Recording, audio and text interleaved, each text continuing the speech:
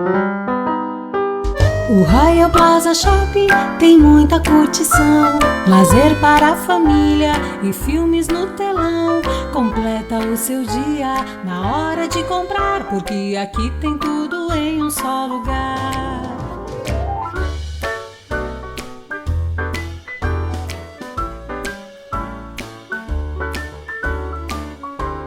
O Royal Plaza Shopping é completo com você. Olá pessoal, no Royal na TV dessa semana, afinal de contas, Semana Farroupilha, eu tenho o prazer de entrevistar a homenageada local dos festejos, que é a Dinara Xavier da Paixão. Tudo bem, Dinara? Tudo bem, Janine. Um prazer conversar com você e com o pessoal que assiste o Royal na TV. Bom, é um prazer te receber, inclusive, parabéns pela merecida e justa homenagem dos festejos Farroupilha de Santa Maria. Me conta um pouquinho como foi receber essa homenagem. Olha, fiquei muito contente, inicialmente surpresa, né, pela homenagem. É uma homenagem que diz muito para mim, né, até por um aspecto pessoal. Meu pai recebeu essa homenagem em 2017 e foi exatamente durante os festejos, durante as homenagens que ele acabou falecendo, né? Então, para nós, a Semana Farroupilha hoje tem também um outro significado. Então, foi realmente, assim, emocionante. Eu fiquei muito grata pela lembrança e pela votação, digamos assim, unânime das entidades de Santa Maria. Legado de família, né, Dinara? Eu gostaria que tu relembrasses um pouco para quem assiste o programa essa história com Dinara, com Dilmar, com Darcy, com seu paixãozinho. Isso. Lá no CTG Rodeio da Saudade, em Cruz Alta, onde tudo começa, certo? Exatamente, lá no CTG Rodeio da Saudade, em Cruz Alta, lá no 1965, né, antes do movimento tradicionalista gaúcho organizado surgir, meu pai, Darcy Paixão, e a minha mãe, a dona Osorina, mais conhecida como dona Anitta, né, participavam do CTG. O meu irmão, que é 4 anos mais velho do que eu, começou a dançar no grupo Mirim, na época, né, chamada Invernada Mirim. E aí, um certo dia, como eu ensaiava em casa, eu tinha 3 anos e alguns meses, né, na época. Como eu ensaiava em casa com ele, né, meus pais incentivavam isso, eu sabia todas as coreografias. E aí um dia em que, muito chuvoso, de inverno, de julho, em que faltaram prendas, né, o instrutor, que era amigo do meu pai, que eu conhecia lá, fez aquela brincadeira que a gente faz com as crianças, né, vamos dançar? Eu estava sentadinha e eu voei lá no meio da pista e nunca mais saí, né, porque aí eu virei a mascote do grupo. Então eu me apresentava sempre com o grupo. Depois eles conseguiram um peão mais ou menos, um pouco maior que eu, mas mais ou menos da minha estatura, né? E daí eu fiquei no grupo e já com 6 anos de idade eu fui eleita a primeira prenda Mirim por teste cultural, embora não soubesse ler nem escrever, né? Mas era na base do senta no colinho do papai, né? E decora as perguntas, né? A respeito do Rio Grande do Sul, história, geografia, tradicionalismo. E logo eu aprendi a declamar e cantar com meu irmão. Então, eu tive todo um envolvimento realmente desde criança. E o envolvimento dos meus pais acabaram me levando também para o aspecto de acompanhar a coordenadoria em si. Então, eu acompanhei o nascimento dos estatutos do MTG, da forma como isso foi transmitido para as entidades, toda a organização, né? Meu pai sempre foi muito organizado e como ele era militar na época, né, muita coisa, às vezes ele estava em campo, estava fora, ele deixava para que eu e o meu irmão pudéssemos repassar as informações para as entidades, né? Estamos falando de uma época em que não existia telefone celular, em que para você ligar para algum lugar você tinha que pedir para telefonista, que a telefonista fazia ligação. Então eram situações realmente bem difíceis, né? Para cidades como Júlio de Castilho, Tupanciretã, que faziam parte da 9ª região, aí estamos falando já dos anos 70, 74, meu pai foi coordenador da 9ª região, até a época que ele resolveu vir para Santa Maria, para que os filhos tivessem maior oportunidade de estudar, né?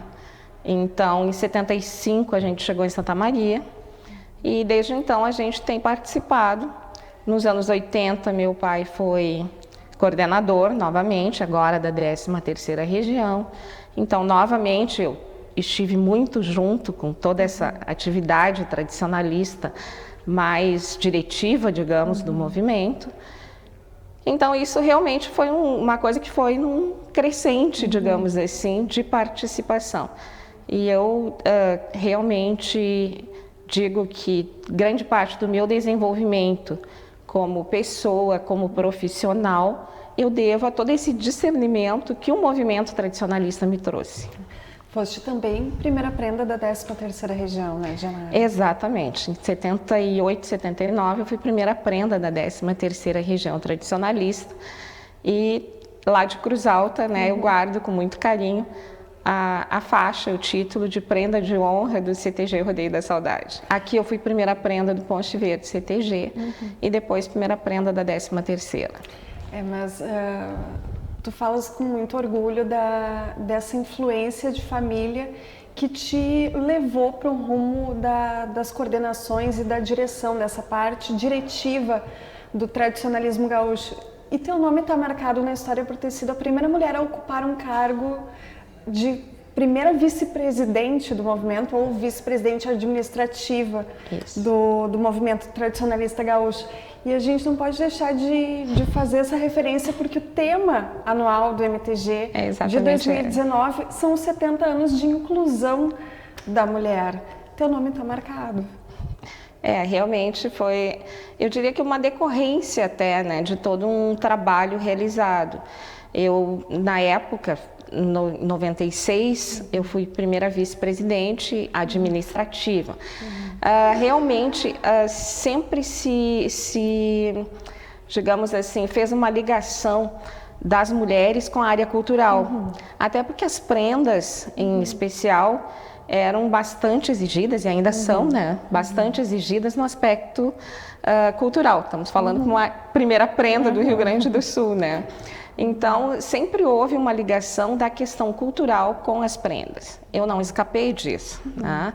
Eu fui diretora do Departamento Cultural do MTG, que hoje é uma vice-presidência, mas na época era um departamento, em 94.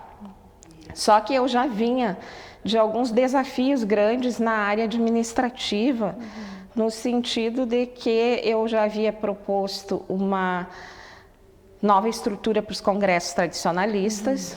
Né? Com isso, eu acabei na relatoria geral do Congresso Tradicionalista, que também era um cargo de extrema responsabilidade.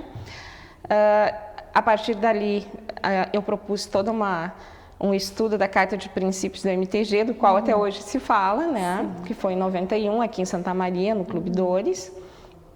E então foi uma decorrência e para o Departamento de Cultura do MTG, em 94, e logo em seguida, a partir do grupo que a gente constituiu dentro do departamento, a gente acabou fazendo uma chapa de oposição na época, né, para o MTG, e na qual eu vinha como vice-presidente administrativa. E era um desafio grande, porque como professora da Universidade Federal de Santa Maria, né, eu tinha que, a maioria das coisas, fazer de Santa Maria. Numa época em que a internet ainda não tinha, digamos assim, a possibilidade que tem hoje. Né? Nós já tínhamos a internet, eu já resolvia muita coisa por e-mail, mas eu não tinha o contato com as entidades ou com as pessoas a partir disso, né? Porque nem todos os cantos do Rio Grande do Sul tinham internet naquela época. Então, eu tinha praticamente todos os finais de semana aqui a Porto Alegre. Nós enfrentamos um desafio muito grande, que foi a construção da sede do MTG. Então, toda a questão de desapropriação do terreno ali, para que a gente pudesse demolir um prédio que era do governo do estado na época. para que a gente pudesse então iniciar todo esse movimento de construção da sede, de resgatar, digamos assim, todo o patrimônio que a gente tinha do movimento, né, em especial documentos que estavam muito mal colocados dentro desse local inapropriado que a gente tinha em Porto Alegre e que hoje é uma bela sede do movimento, né? Então, assim, foram realmente desafios que a gente foi galgando, e é interessante colocar que as coisas acontecem, né, quase que numa decorrência natural, né? A partir de todo o meu envolvimento com o tradicionalismo, eu me envolvi também com a imprensa, né? Então eu cobria os festivais nativistas lá no início dos anos 80 para a rádio. Era também uma das poucas repórteres mulheres, né, que circulavam no movimento naquela época.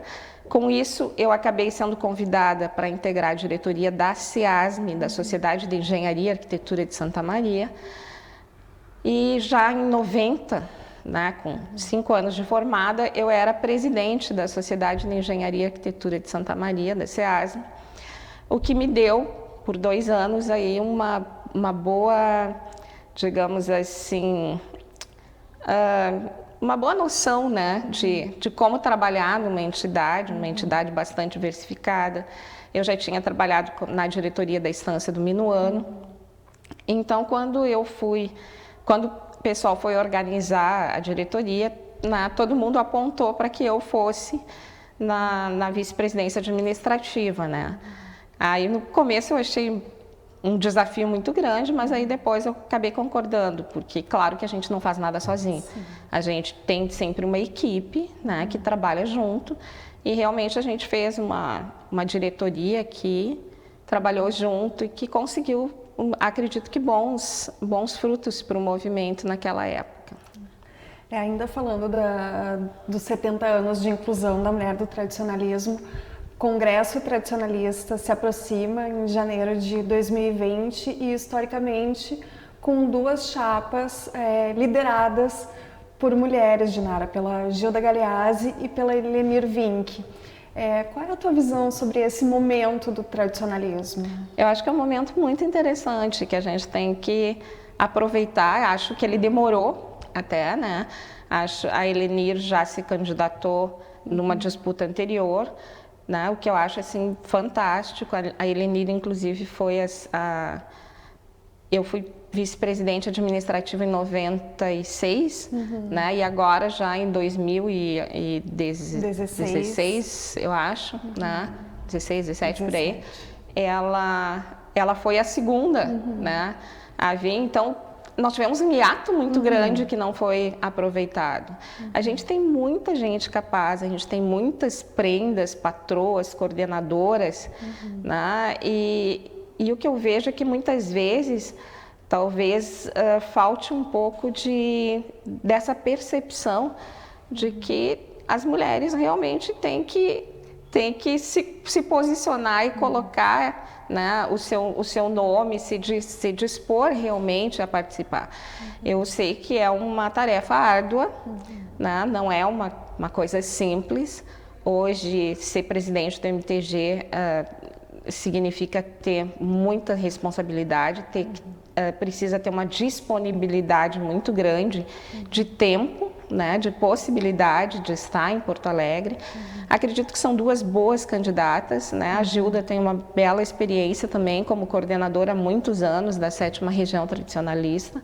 Tive inclusive a oportunidade de conhecer um pouco mais a Gilda na época em que fui vice-presidente, porque o Melo, né, o esposo dela, trabalhava conosco na diretoria. E a Helenir eu conheço há muito tempo, da 9ª Região, de Cruz Alta ali, né, em que a Panambi fazia parte da região. E quando eu fui diretora cultural do MTG, ela atuava na 9ª região. Então, assim, uma pessoa que eu admiro bastante também. Acho que temos boas candidatas e espero que realmente elas possam fazer um bom trabalho, porque eu acho que isso é o fundamental do movimento hoje, né? Nós temos uma disputa, mas uma disputa que precisa ser salutar, no sentido de que se terminou a disputa, né, a gente recolha as armas e vá trabalhar junto em benefício do movimento. Então essa é a minha grande expectativa. E já que você falou no Congresso, né, acredito também que nós levamos quase 50 anos, né, quase 50 congressos para ter uma mulher na presidência, né, que foi a Maria Isabel, na época, que teve no 49, né? E depois, até hoje, eu tive a oportunidade de ser presidente também em Gravataí. Então, nós tivemos 5, eu acredito. Ilva também. Acho que são 5. Né? Então, realmente estamos precisando de mais gente que possa atuar. Competência para as mulheres que a gente conhece dentro do movimento não falta. Né? Talvez, acredito que falte um pouco mais de união, né, para que a gente possa indicar esses nomes e fazer com que o pessoal realmente admire, né, e trabalhe junto com essas mulheres. Agora, o grande primeiro incentivador da participação feminina no tradicionalismo foi Paixão Cortes, né, que chamou as prendas para virem dançar, porque em viagem ao Uruguai se surpreendeu que o 35 CTG não tinha prendas para dançar junto com os rapazes. E Paixão Cortes é o grande homenageado da Semana Farroupilha, né, dos festejos Farroupilha de 2019 no estado. Paixão Cortes, vida e obra de Nara. Esse é um legado que realmente acho que está eternizado, né, no laçador, lá em Porto Alegre, no símbolo, né, quando foi escolhido pelo próprio Rio Grande, pela população do Rio Grande do Sul. O Paixão Cortes, se hoje nós temos o tradicionalismo atuante, né, no país e no mundo como a gente tem, a gente deve ao Paixão Cortes, né? Foi ele que teve a ideia, né, de tirar a centelha do fogo da pátria para criar a chama crioula, que deu origem à Semana Farroupilha, que deu origem aos CTGs. Quer dizer, grande parte do que nós temos hoje foi pesquisa do Paixão, né? E pesquisa numa época em que era muito difícil fazer pesquisa, né? Com recursos próprios, digamos assim, com uma própria metodologia em que ele buscava muitas informações, ele criava muitas coisas, né, de ir atrás, de realmente desbravar, né, em todas as áreas. Por isso ele era multi. Uma pesquisa de campo. Por isso ele era multi, ele cantava, dançava, tocava, né, fazia, e realmente eu acho que até uma característica meio de família, né, pessoal assim que não enxerga desafios, né, com perspectiva de falha, né, a gente sempre enxerga o desafio como alguma coisa que a gente vai vencer.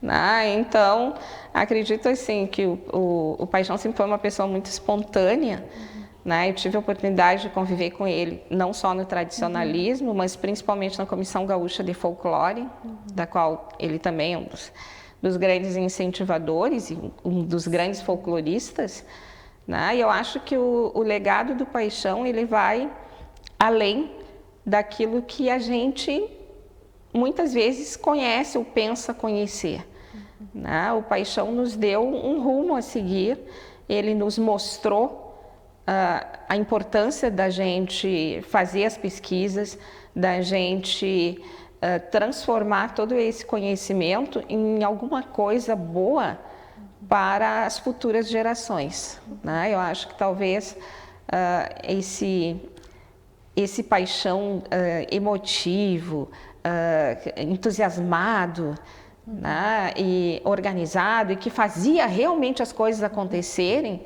é o que falta hoje, né, para algumas pessoas. Então, acho que é uma época de lembrar realmente, né, todas essas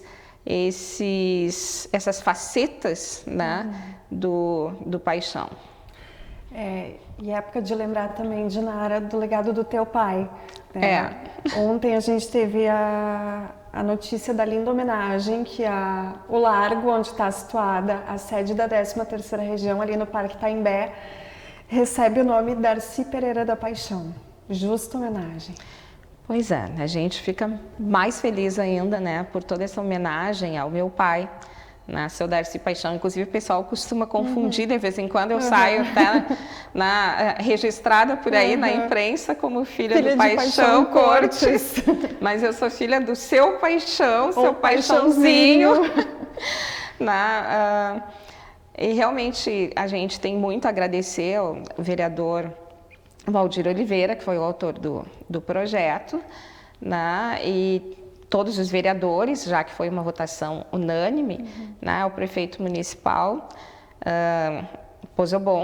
Jorge Pozobon, né? Que sancionou ontem essa lei. Eu acho que é uma forma de ficar eternizado, né? Um trabalho de alguém que foi um autodidata, né? Principalmente em termos tradicionalistas, e que teve uma dedicação imensa, né? E que realmente viveu para o tradicionalismo. O seu Paixão, a gente até se emociona, mas o seu Paixão, ele fez da vida dele, né? Um legado e alguma coisa assim que realmente procurou passar para todas as pessoas que conviveram com ele o que é ser tradicionalista de verdade. Uma feliz Semana Farroupilha para ti, Dinara, uma justa homenagem para ti, para o teu pai, para vocês, para o legado de vocês, para o tradicionalismo gaúcho, para Santa Maria, para o Rio Grande do Sul. Parabéns por tudo. Muito obrigada pela presença no nosso programa. Obrigada. Fica com o nosso carinho. E você também, aproveite a Semana Farroupilha, tem programação no Royal, apresentações, confira mais detalhes no site. Obrigada pela sua companhia.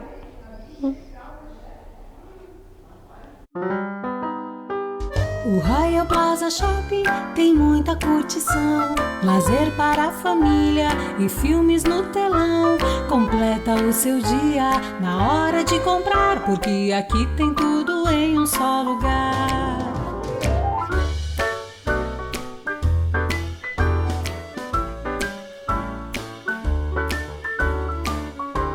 O Royal Plaza Shopping é completo com você.